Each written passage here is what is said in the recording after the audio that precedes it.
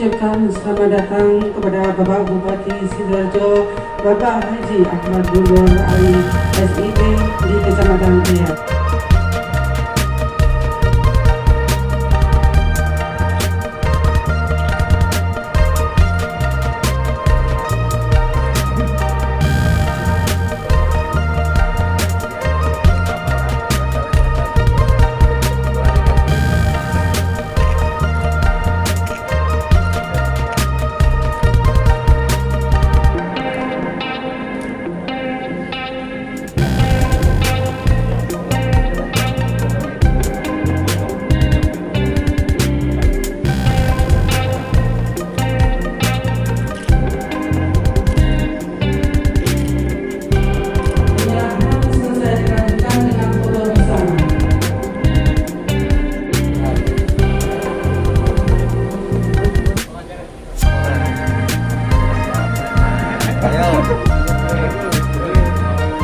Untuk tindak lanjut dari kegiatan ini ke depan seperti apa nih dari Pemkab sendiri? Nah, karena kita ini di era pandemi, kemudian TPT kita tinggi, bahkan di Jawa Timur hari ini ada sekitar 10,98 akibat COVID ya. Sehingga yang terpenting adalah bagaimana kemudian peningkatan skill, upgrading skill masyarakat Sidoarjo sehingga punya daya jual dan punya nilai di masyarakat. Ini bisa dilakukan dengan bekerja sendiri serta membuka usaha berkelompok sesuai dengan keahlian masing-masing. Artinya apa? Tidak mungkin kita kemudian bisa berusaha tanpa keahlian dong. Tidak mungkin kita juga bisa survive hidup tanpa ada hal yang menjadi daya jual serta bergaining orang memakai kita. Ini yang kita dorong sehingga hari ini 100.000 lapangan kerja ini mulai dicicil dengan adanya pelatihan seperti ini.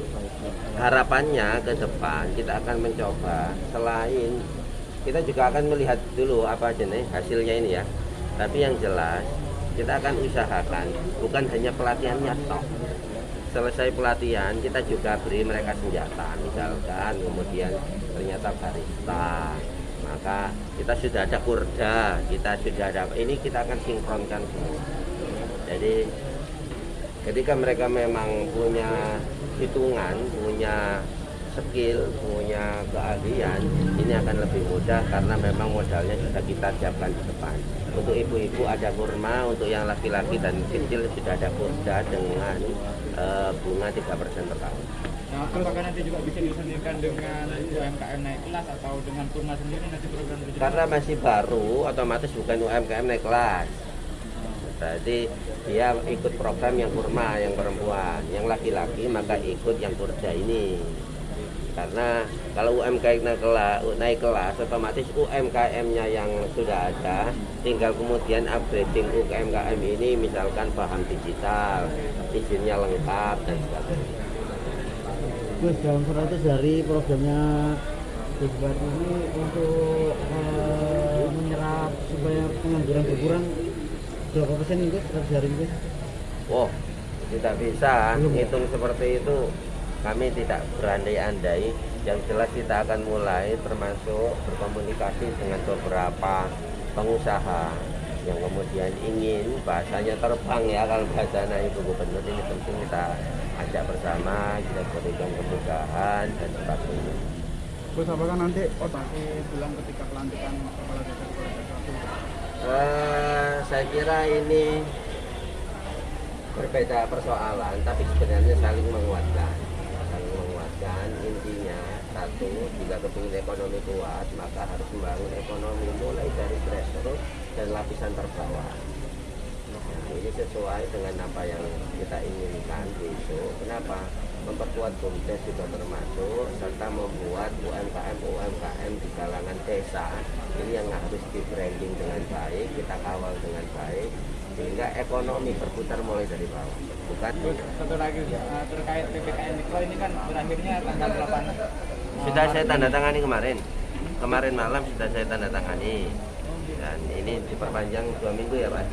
2 minggu ini lanjut lagi karena memang ini dari petunjuk dari pusat seperti itu. Kita secara hierarkis memang ada bupati, ada gubernur, ada presiden, ada Kemendagri, ada presiden, sehingga ya memang harus dipastikan immunity herd, walaupun itu dengan vaksinasi, dengan pembatasan PPKM ini salah satu tools yang kita sepakati untuk dilakukan untuk mengakhiri adanya COVID-19.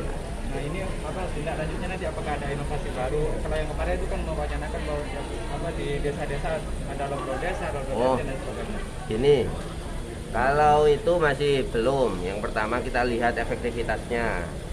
Seandainya kalau kemarin kayak yang 1 RT itu ada yang bagus, efektif sekali, kita akan dukung. Artinya apa? Tidak serta-merta harus A, B, C, D. Kita lihat kasus per kasus. Misalkan 1 RT ternyata yang kena hampir lebih dari 50 misalkan. Baru kemudian lockdown RT dan sebagainya. Tidak serta-merta harus bla bla bla bla. Kita harus lihat case per case-nya. Jadi terkait perkembangan vaksinasi itu?